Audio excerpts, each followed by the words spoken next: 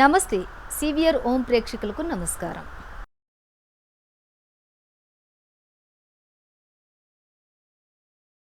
తొలి ఏకాదశి విశిష్టత హిందూ ధర్మంలోని ఏకాదశి తిథికి అత్యంత పవిత్రమైన స్థానం ఉంది.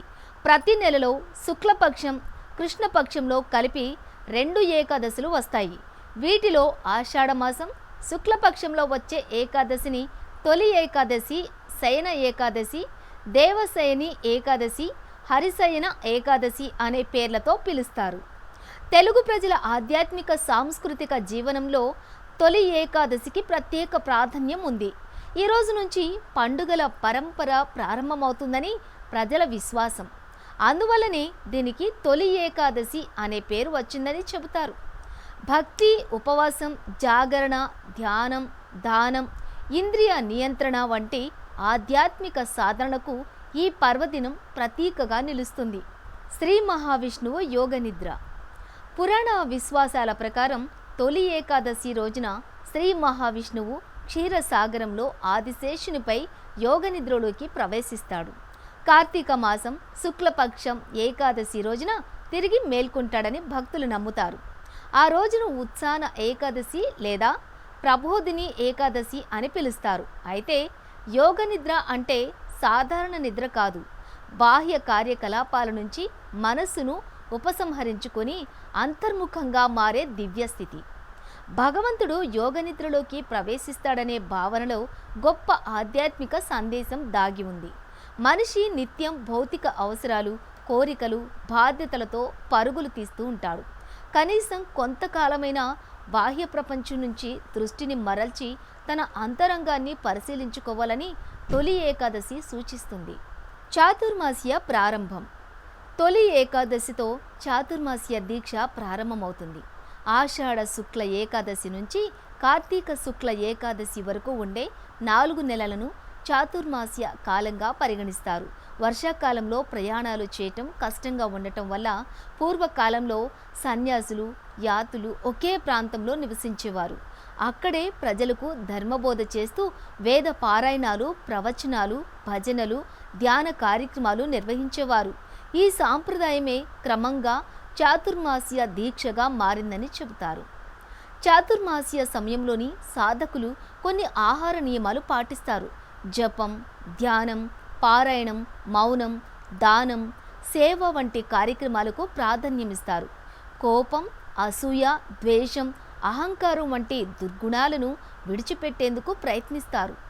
4 నెలల పాటు శరీరం, మనస్సు, మాట, ఆలోచనలను పవిత్రంగా ఉంచుకోవాలనే సంకల్పానికి తొలి ఏకాదశి ప్రారంభ దినంగా నిలుస్తుంది.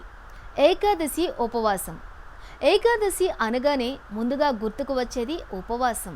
అయితే ఉపవాసం అంటే కేవలం ఆహారం తీసుకోకుండా ఉండటం మాత్రమే కాదు. ఉప అంటే దగ్గరగా, వాసం అంటే నివసించటం. భగవంతునికి దగ్గరగా ఉండటమే ఉపవాసం అనే పదంలోని అసలైన అంతరార్థం. ఉపవాసం ద్వారా మనిషి ఇంద్రియాలను నియంత్రించుకోవటానికి ప్రయత్నిస్తాడు. ఆహారంపై వ్యామోహాన్ని తగ్గించుకొని మనస్సును భగవంతునిపై నిలుపుతాడు. ఏకాదశి రోజున ఉపవాసంతో పాటు కోపం, అబద్ధం, పరనింద, అసూయ, చెడు ఆలోచనలకు దూరంగా ఉండాలి. కేవలం అన్నం మానేసి రోజంతా కోపంతో, ద్వేషంతో గడిపితే అది సంపూర్ణమైన ఉపవాసం కాదు.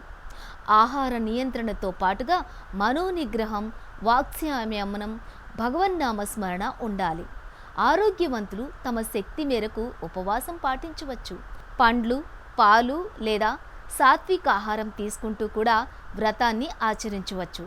పిల్లలు, వృద్ధులు, గర్భిణీలు, మధుమేహం లేదా ఇతర అనారోగ్య సమస్యలు ఉన్నవారు కఠిన ఉపవాసం చేయకూడదు. ఆరోగ్య పరిస్థితిని బట్టి ఆహారం తీసుకుంటూ భగవంతుణ్ణి స్మరించటం మంచిది. పూజా విధానం. తొలి ఏకాదశి రోజున భక్తులు తెల్లవారుజామున నిద్రలేచి స్నానం చేసి శుభ్రమైన వస్త్రాలు ధరించాలి. ఇంట్లోని పూజా మందిరాన్ని శుభ్రపరిచి శ్రీ మహావిష్ణువు, శ్రీకృష్ణుడు లేదా శ్రీరాముడి చిత్రపటం ముందు దీపం వెలిగించాలి. స్వామివారికి పసుపు, కుంకుమ, పుష్పాలు, పండ్లు, తులసి దళాలు సమర్పించాలి.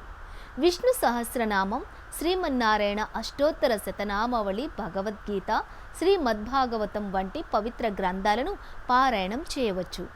ఓం నమో నారాయణ, ఓం నమో భగవతే వాసుదేవాయ వంటి మంత్రాలను జపించటం శ్రేయస్కరమని భక్తులు విశ్వసిస్తారు.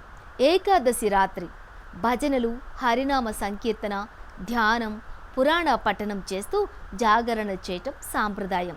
జాగరణ అంటే కేవలం నిద్రపోకుండా ఉండటం కాదు, భగవంతుని స్మరణలో రాత్రిని గడపటమే నిజమైన జాగరణ. ఏకాదశి వ్రతం. ఏకాదశి వ్రతం పాటించిన వారు మరుసటి రోజు ద్వాదశి తిథిలో పూజ చేసిన తర్వాత ఉపవాసాన్ని విరమిస్తారు. దీనినే పారణ అంటారు. తులసి ప్రాధాన్యం. శ్రీ మహావిష్ణువు పూజలోని తులసి దళాలకు ప్రత్యేక ప్రాధాన్యం ఉంది. తులసి దళం లేకుండా విష్ణు పూజ సంపూర్ణం కాదని భక్తులు భావిస్తారు. తొలి ఏకాదశి రోజున తులసి మొక్కను పూజించి దీపం వెలిగించి ప్రదక్షిణలు చేస్తారు. తులసి పవిత్రతకు, భక్తికి, ఆరోగ్యానికి ప్రతీక. ఇంట్లో తులసి మొక్కను పెంచటం సానుకూల వాతావరణాన్ని కలిగిస్తుందని మన సాంప్రదాయం చెబుతోంది. గ్రామీణ జీవితంలో తొలి ఏకాదశి. తెలుగు గ్రామీణ సంస్కృతిలోని తొలి ఏకాదశిని రైతు పండుగగా కూడా భావిస్తారు. ఈ సమయానికి వర్షాకాలం ప్రారంభమై వ్యవసాయ పనులు ఊపందుకుంటాయి. రైతులు భూమిని దైవంగా భావించి మంచి వర్షాలు కురవాలని, పంటలు సమృద్ధిగా పండాలని ప్రార్థిస్తారు. కొన్ని ప్రాంతాల్లో వ్యవసాయ పనిముట్లను శుభ్రపరిచి పూజిస్తారు. పశువులను అలంకరించి వాటికి ప్రత్యేకంగా ఆహారం అందిస్తారు. భూమి, నీరు, పశువులు, ప్రకృతి సహకారంతోనే వ్యవసాయం సాగుతుందని గుర్తు చేసుకుంటారు. వర్షపు చినుకులతో భూమి పులకరిస్తున్న సమయంలో వచ్చే తొలి ఏకాదశి ప్రకృతి, వ్యవసాయం, ఆధ్యాత్మికత మధ్య ఉన్నటువంటి అనుబంధాన్ని తెలియచేస్తుంది. విత్తనం భూమిలో కలిసిపోయి మొక్కగా మారినట్లే మనిషి అహంకారాన్ని విడిచిపెడితే జ్ఞానం మొలకెత్తుతుందని ఈ పండుగ యొక్క సందేశం ఇస్తుంది. దాన ధర్మాల ప్రాధాన్యం. తొలి ఏకాదశి రోజున దానం చేయటం పుణ్యప్రదమని భక్తుల విశ్వాసం. పేదలకు అన్నదానం, వస్త్రదానం, పండ్లు పంపిణీ చేయటం, విద్యార్థులకు పుస్తకాలు అందించడం వంటి సేవా కార్యక్రమాలు నిర్వహించవచ్చు.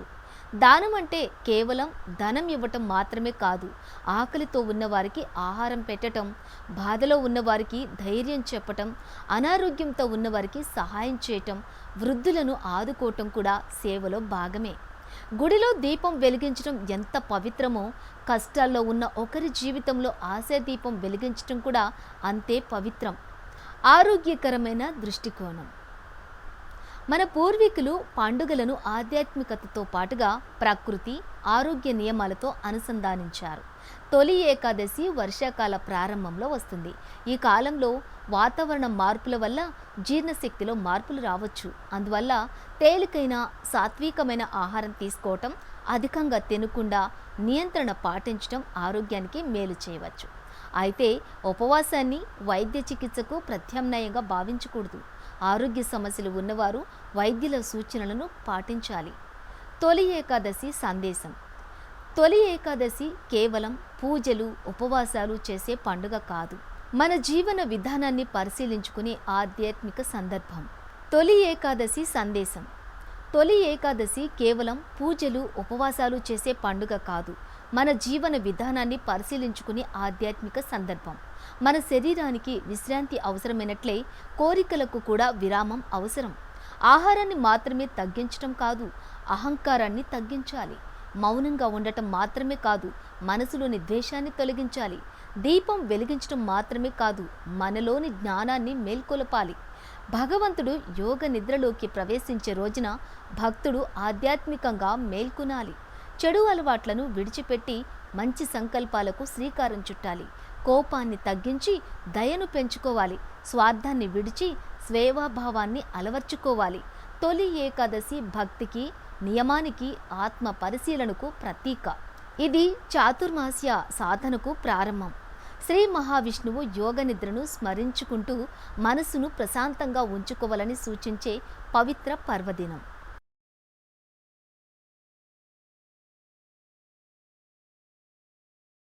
ఇది ఇవాల్టి తొలి ఏకాదశి ప్రత్యేక కార్యక్రమం. మళ్ళీ మరో కార్యక్రమంతో కలుసుకుందాం. అంతవరకు నమస్కారం.